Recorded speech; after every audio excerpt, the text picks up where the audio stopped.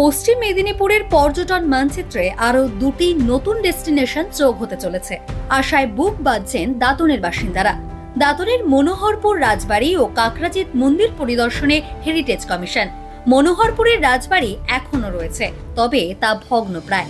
অপরদিকে কাকরাজিতেও আছে শ্রী চৈতন্য মহাপ্রভুর প্রাচীন মন্দির।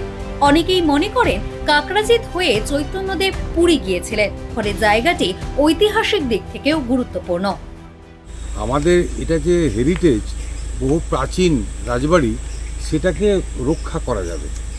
এবং যেহেতু মোগলমারি বৌদ্ধবিহার দাঁতনের ইতিহাস ঐতিহ্য আছে, তো মানুষ সেখানে যখন আসে রাজবাড়িও দেখতে আসে, মানুষ সেটা দর্শনীয় একটা জায়গা হয়ে যাবে। আর দর্শনীয় কেন্দ্র গড়ে উঠলেই গ্রাম বাংলার অর্থনৈতিক পরিবর্তন ঘটবে। মানুষ আনাগোনা হলে অর্থনৈতিক পরিবর্তন ঘটবে। মূল উদ্দেশ্য হচ্ছে গ্রামীণ অর্থনৈতিক বিকাশ।